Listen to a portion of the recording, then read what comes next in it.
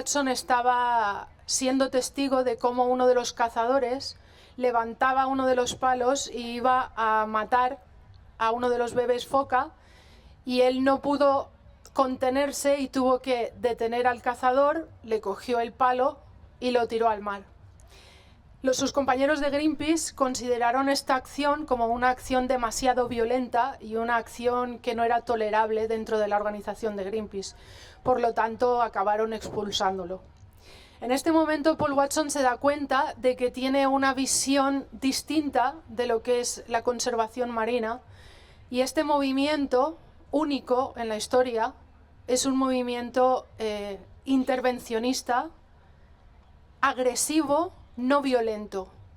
No violento porque el objetivo no es dañar a nadie, nunca ha dañado a nadie en estos 50 años de activismo, pero es agresivo porque va a interferir mediante la fuerza ante estos crímenes que se cometen contra el océano.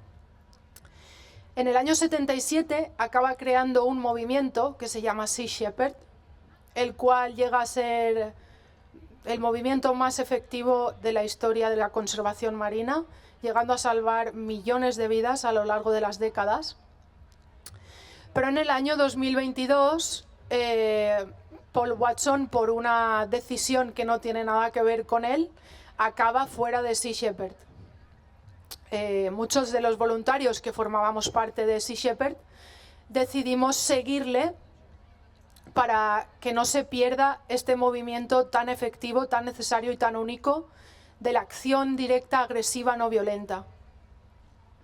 Hace 2 años empezamos de nuevo desde el cero absoluto, cedimos los casi 50 años de legado que Paul Watson había conseguido con Sea Shepherd, se los dejamos a ellos, no íbamos a luchar por eso. Y estamos empezando de nuevo para volver a los mares a salvar vidas, interponiéndonos entre aquellos que intentan cometer ilegalidades y los seres inocentes que están protegidos. Este es un poco el origen de la fundación, que nació hace 2 años, como dije. Desde esos 2 años hemos conseguido ya 2 grandes barcos, los cuales han sido donados por un filántropo estadounidense, John Paul de Joria, los cuales pesan bastante para mantener para una organización tan joven, porque son un barco de 73 metros uno y el otro tiene pues 62 o 61, no recuerdo bien. Y la intención es volver a recuperar ese movimiento en el cual agresivamente salvamos vidas. Japón ha anunciado, y de hecho ya está en ello, que vuelve a practicar la caza comercial de ballenas en aguas internacionales. Las ballenas son seres que están protegidos a nivel internacional por la moratoria establecida por la Comisión Ballenera Internacional en 1986. Paul Watson, en una de sus campañas, que se dirigía desde Irlanda, donde estaba el barco anclado, por decirlo así, en puerto, amarrado, iba a atravesar el Paso del Norte por el Ártico hasta llegar al Pacífico Norte, donde Japón actualmente está matando ballenas. ¿Qué ocurrió? El 21 de julio de este año, el barco tiene que hacer una parada en Groenlandia para volver a repostar, para poner más combustible en el barco y poder cruzar hasta el Pacífico Norte. En Groenlandia, en el momento en el que el barco toca puerto, hay 14 agentes de las fuerzas especiales danesas que entran en el barco y se llevan a Paul Watson esposado sin ningún tipo de explicación. Paul Watson ahora mismo está arrestado desde el 21 de julio, sigue en una prisión en Groenlandia, a expensas de que el ministro de Justicia danés tome la decisión de si va a ser extraditado hasta Japón o si va a ser puesto en libertad. Esta decisión se ha ido demorando desde el 21 de julio ya 2 veces. El problema es que esa orden de arresto la ha emitido Japón por unos hechos ocurridos en 2010. Es decir, ha emitido una notificación roja sobre Paul Watson. Esa notificación roja se guarda exclusivamente para criminales de guerra, grandes capos de la mafia, asesinos en serie y demás. Pues Japón emite esa notificación roja, que además es confidencial, motivo por el cual Paul tomó parte en esta campaña para volver a interferir en las operaciones de caza de ballenas comercial de Japón. Y lo que ha ocurrido desde el 21 de julio es que el juez en Groenlandia solamente está permitiendo a la parte de la acusación mostrar las pruebas. La parte de la defensa, la parte que está defendiendo a Paul Watson, no tiene permiso para reproducir sus pruebas, las pruebas que demuestran que Paul Watson es inocente de todos los cargos de los que Japón le acusa. Esto es un atentado contra los derechos humanos. O sea, es una prisión preventiva que están imponiéndole a un ser humano al cual no están escuchando su parte de la versión. Si Paul Watson finalmente es extraditado a Japón, se puede llegar a enfrentar a una pena de cárcel de hasta 15 años, lo cual a sus 73 años de edad es posiblemente una cadena perpetua. Es curioso que este arresto haya ocurrido en tierras del Reino de Dinamarca, otro de los países que a día de hoy caza delfines y ballenas en sus aguas, en las Islas Feroe. Sabemos que ha sido la policía de las Islas Feroe la que ha dado el chivatazo o la que ha comunicado que Paul Watson iba a atravesar las aguas de Groenlandia y que se tenía que darle arresto porque había una orden de Japón. Es curioso que las Islas Feroe, la policía de las Islas Feroe, haya intervenido en este caso, porque de esta manera tanto Japón como las Islas Feroe, Dinamarca, pueden proseguir con sus actividades de caza de ballenas y delfines sin el único activista que realmente interfiere en esas acciones. Entonces, es una maniobra de la Interpol completamente politizada que forma parte del proceso que hay a nivel internacional de criminalizar el activismo. No podemos tolerar que se criminalice el activismo. El activismo forma parte de la progresión que tenemos como sociedad, como civilización. No somos criminales, somos personas que intentamos conseguir el bien para todos.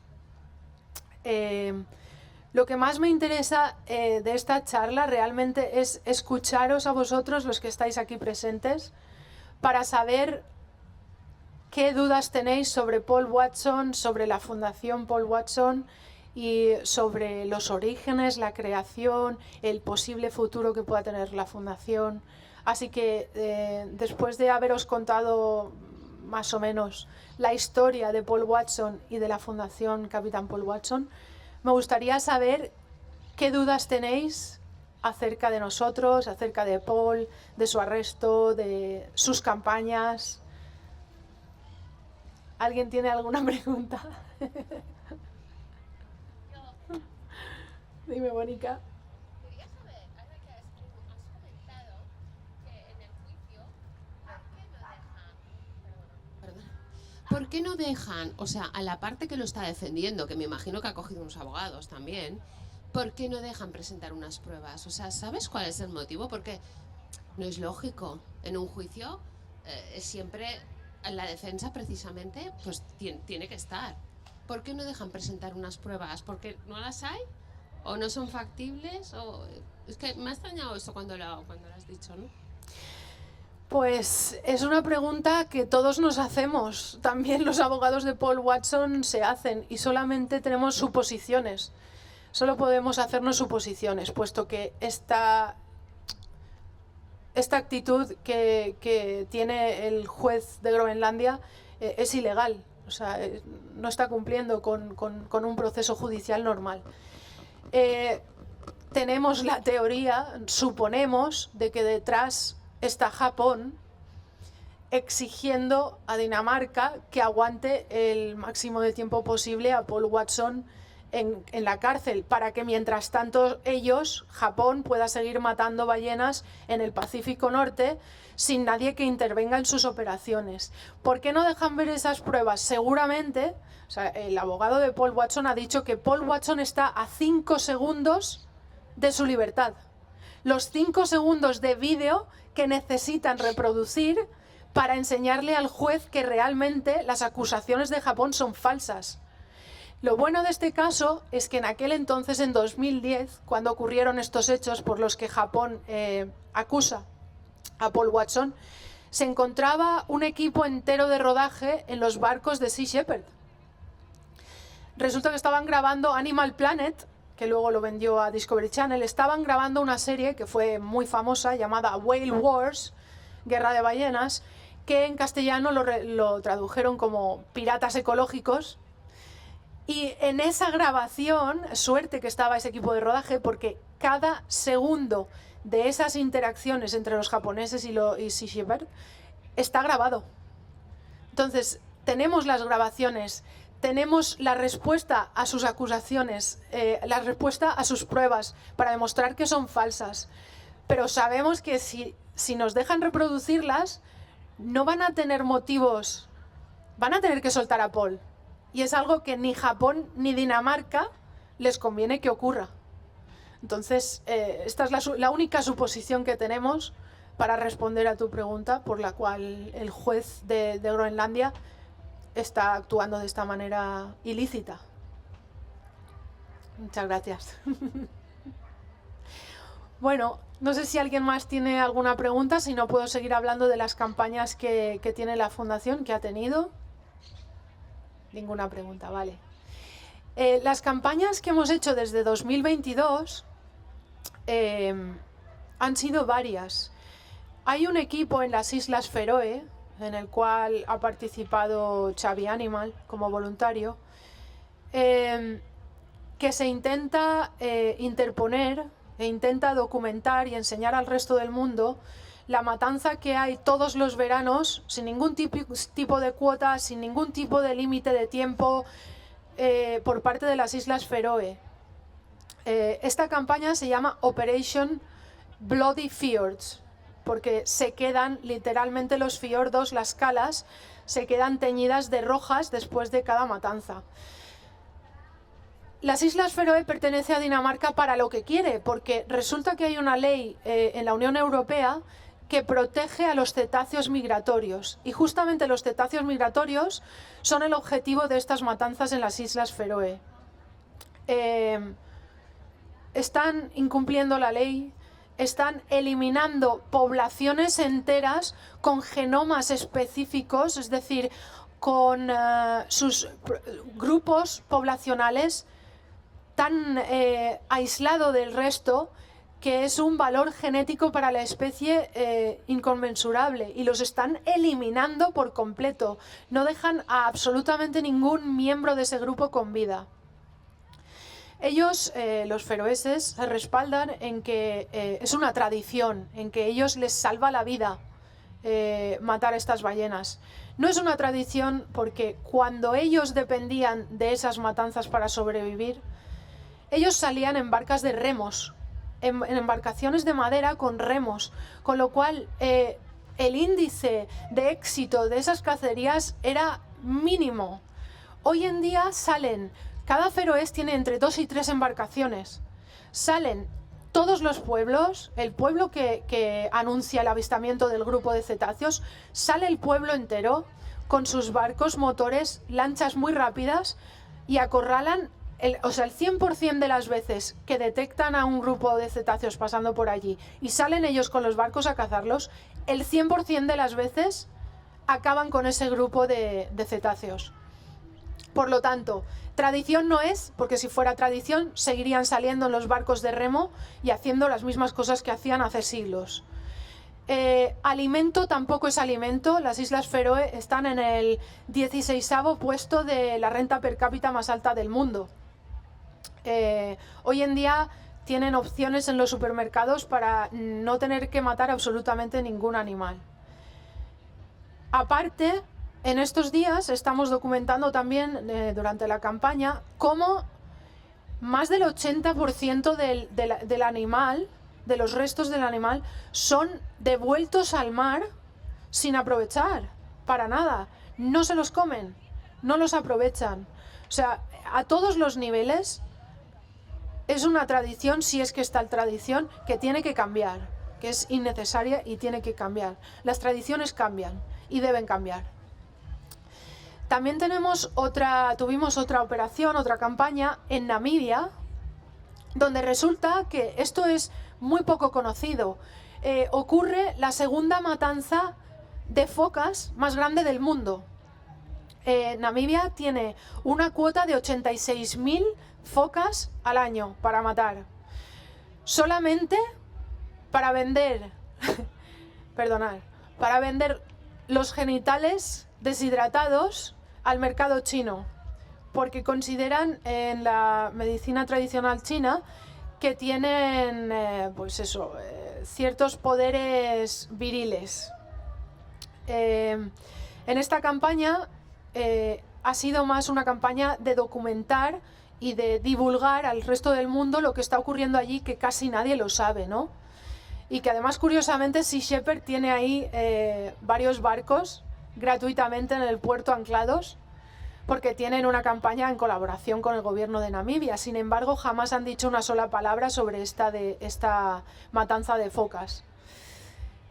Hemos tenido otra campaña de acción directa que era para destapar el desastre que suponen los superarrastreros que estaban faenando en las aguas del Golfo de Vizcaya. Estos superarrastreros tienen redes que son de centenas de kilómetros, decenas o centenas de metros, las despliegan y absolutamente todo lo que cae dentro, focas, pájaros, aves marinas, orcas, delfines, ballenas, tortugas, absolutamente todo lo que tiene la mala suerte de estar en el mal lugar, en el mal momento, es eliminado. Esta operación se llamaba campaña Operation Ocean Killers, porque pensamos que es fundamental que se prohíba este tipo de pesca, esta pesca de arrastre industrial, que es absolutamente, no tiene ningún tipo de selección, no hay selección ninguna, no es una pesca selectiva, es una pesca que arrasa absolutamente con todo y a niveles industriales. Hemos tenido también otra campaña que fue la operación Payakan, que fue, digamos, literalmente la primera campaña que hicimos con el primer barco que tuvimos, que íbamos a interponernos en la caza de ballenas de Islandia. El año pasado Islandia iba a obtener permiso para volver a cazar ballenas de aleta o rorcuales comunes, se les llama así, en aguas de fuera del territorio de Islandia. Fuimos con el barco al borde, al limítrofe de las aguas nacionales de Islandia, con el objetivo de intervenir en los dos únicos barcos balleneros que quedan en Islandia, intervenir en sus operaciones y no dejarles cazar ni un solo individuo. Pero curiosamente, cuando el John Paul de Joria, el barco, llegó a ese borde de las aguas territoriales de Islandia, la ministra de Agricultura y Pesca anunció que iba a paralizar las actividades de pesca de caza de ballenas durante todo el verano, lo cual nos sorprendió muchísimo y estamos encantadísimos de que tomara esa decisión, puesto que salvó la vida de más de 100 ballenas, esa decisión. Claro, nosotros estábamos en el borde esperando a los barcos balleneros que llegasen, y al no concederse los permisos, se nos acabó la campaña. Dijimos, vale, misión cumplida, hemos conseguido salvar ballenas, pero ahora ¿dónde vamos con el barco? Pues como nos pillaba muy muy de cerca, nos fuimos a las Islas Feroe el año pasado con el barco. Las Islas Feroe tiene una distribución, tiene unas formas muy complejas de atravesar. Digamos que no son islas redondeaditas agrupadas juntas. No, si tienes el barco en un extremo y se anuncia una matanza en el otro, puedes tardar horas en llegar hasta ese extremo. Y desafortunadamente fue lo que ocurrió, ¿no? Cuando una de las matanzas se anunció, el Jean Paul de Joria cruzó las Islas Feroe a todo gas, y cuando llegó a la zona donde se había declarado la matanza, por desgracia, lo único que llegamos a visualizar fue la cala absolutamente teñida de rojo. Fue una cala que estaba precisamente al lado de la capital, donde además se hallaba un crucero de turistas que estuvieron observando cómo se llevaba a cabo la matanza desde el principio hasta el final.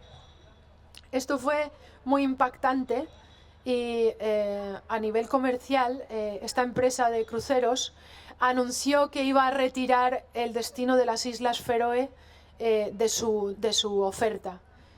Esto ha durado muy poco, ya sabemos que están volviendo allí. Pero la cuestión es, si hubiéramos tenido las herramientas que teníamos cuando éramos Sea Shepherd, estamos seguros de que hubiéramos podido salvar vidas, en vez de tomar fotos de una cala roja, teñida de la sangre de estos seres inocentes. Entonces necesitamos volver a reconstruir esta armada, esta marina que teníamos antes, para llegar a tiempo a todos los lugares, para salvar a cuantos más animales, mejor. Es un movimiento que ha sido único en la historia y por desgracia sigue siendo único en la historia. Y no podemos dejar, hoy más que nunca, es necesario, no podemos dejar que se pierda. Entonces os invito a todas y a todos a que paséis por la página web, por nuestras redes sociales también, donde enseñamos pues, cuál es nuestra misión y qué es lo que hacemos. ¿Alguien tiene alguna pregunta? No me quiero ir de aquí sin escucharos, de verdad que... ¿Podéis pasarle el micro, por fin?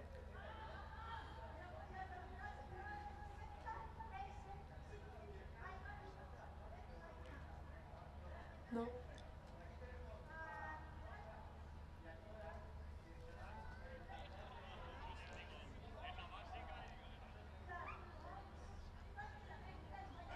Hola, Hola. buenas. Es una pregunta un poco comprometida.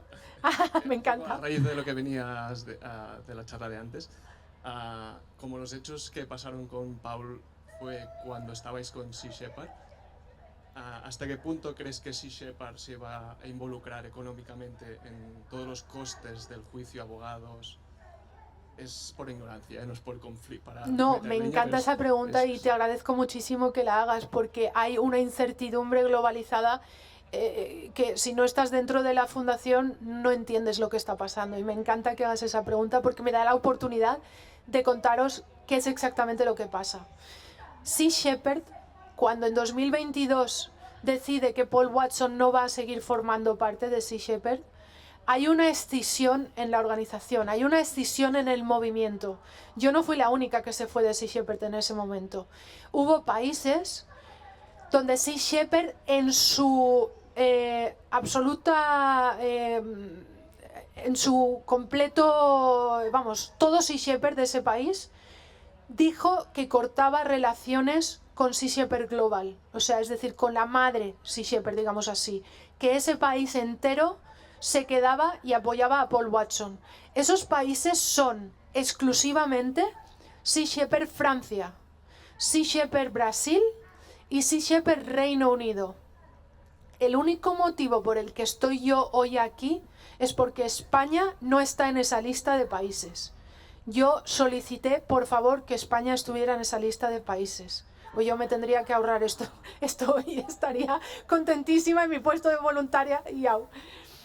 Pero entonces, Sea Shepherd Francia, Brasil y Reino Unido están apoyando económicamente a la fundación, están apoyando económicamente a Paul Watson y en muchísimos más aspectos, no solo económicamente. Reino Unido, de hecho, ya no se llama Sea Shepherd Reino Unido.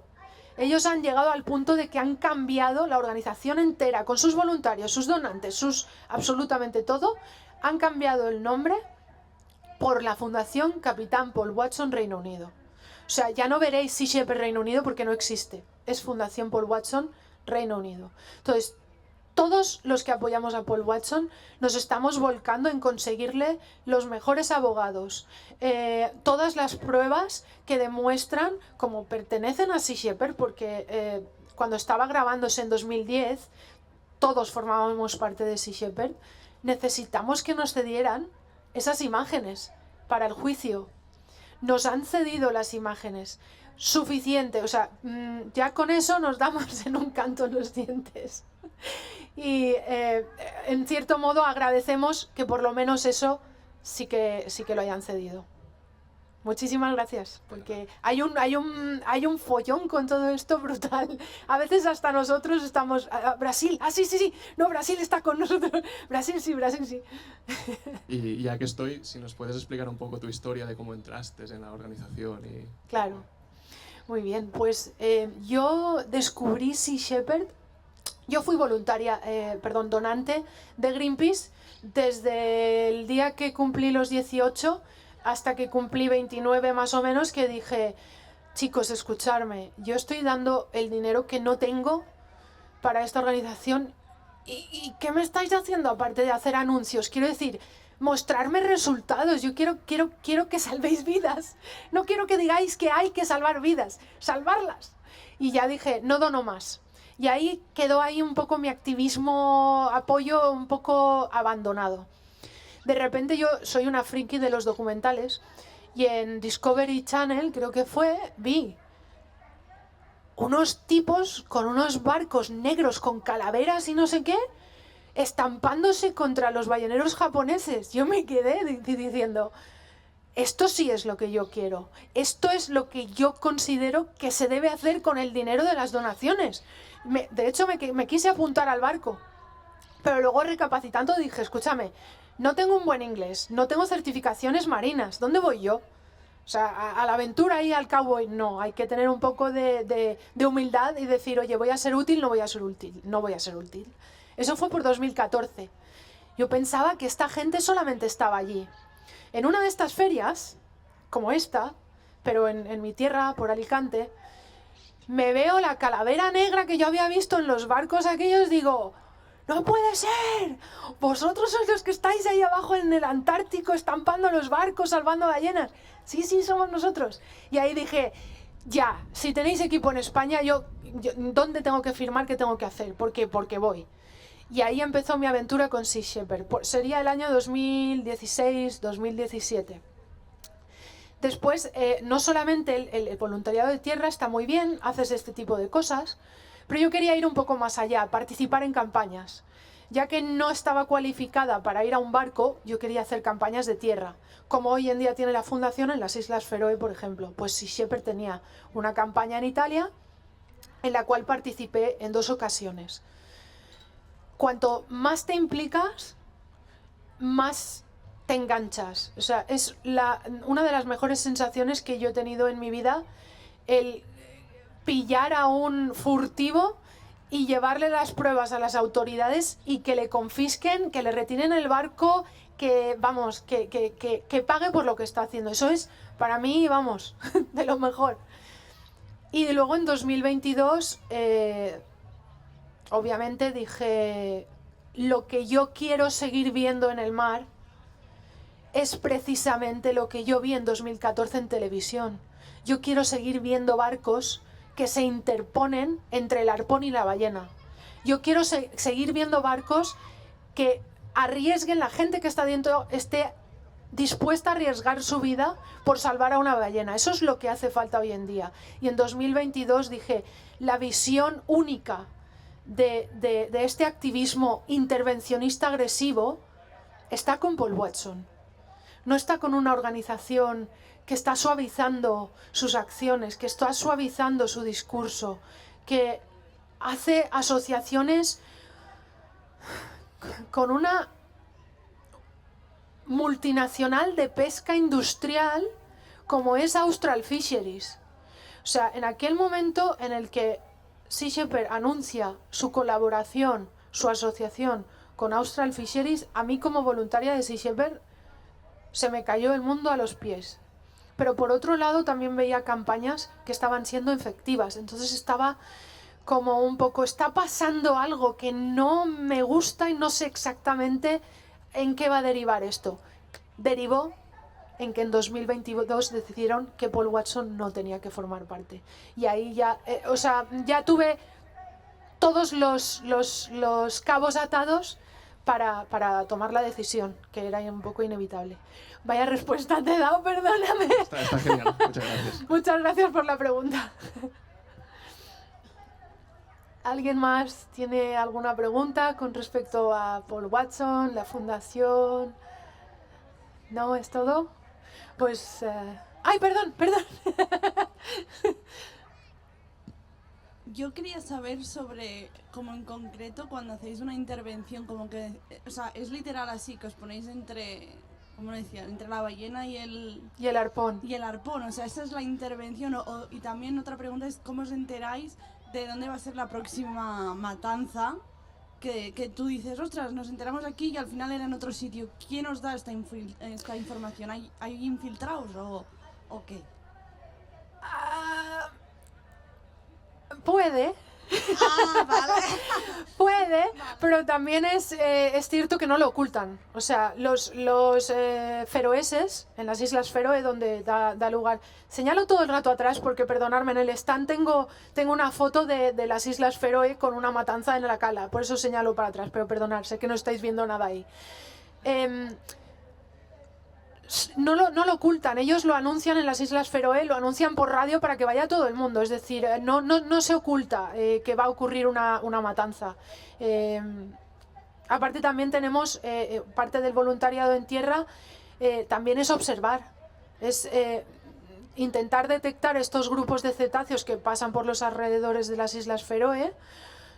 Y sabemos que si los vemos nosotros, los están viendo los demás. O sea, los feroeses pasan muchísimo tiempo en el mar. Y muchas veces sabemos que cuando hay buen tiempo es cuando más posibilidades hay de que ocurra una matanza, porque están todos en el mar pescando, tal, no sé qué, están todos por allí. Y hay más posibilidades de que detecten un grupo pasando. Cuando la gente está en tierra porque hay mucha mala mar, mucho viento o mucha niebla y no se ve nada, pues sabemos que las probabilidades de que se anuncie una matanza son muchas menos. Y una pregunta, que es... Tal vez no es a nivel en concreto en vosotras, es ya en general en pensar en todas estas personas que sois voluntarias y que hacéis este gran trabajo.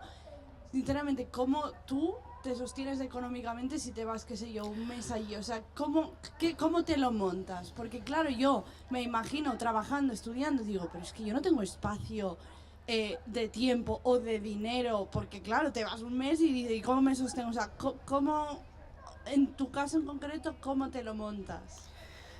Pues personalmente, si no recuerdo mal, las campañas que hice en Italia, que ya hace algunos años, fueron durante mis vacaciones.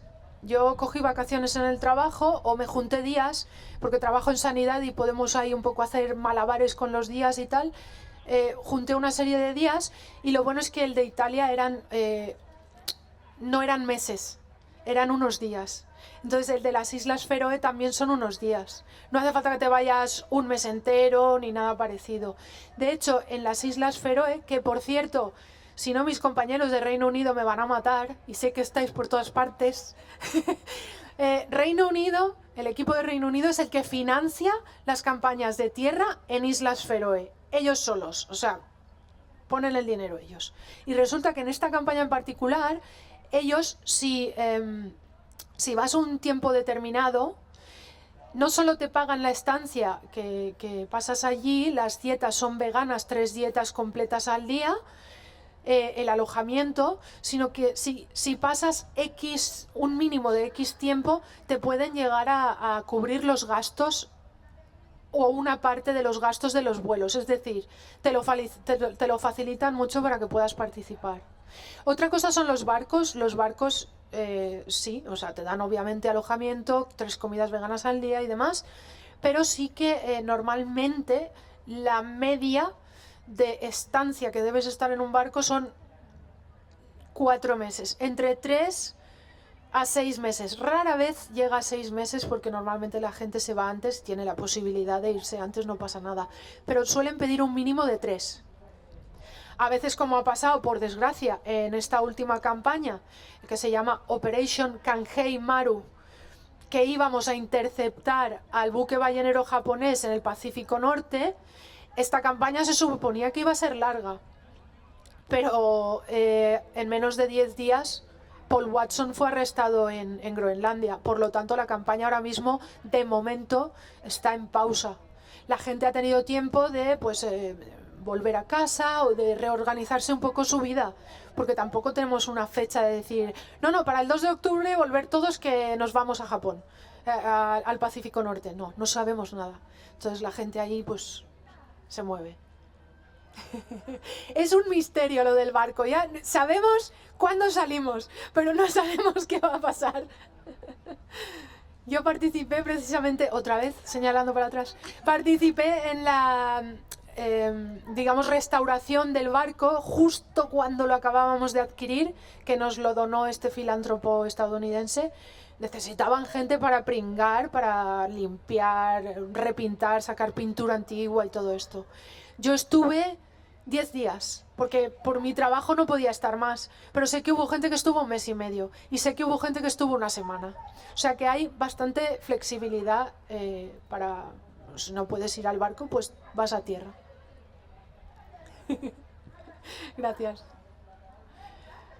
¿Alguna otra pregunta? ¿No? Ya está, ¿no? Ya está bien la cosa. Vale, pues nada, muchísimas gracias por estar aquí.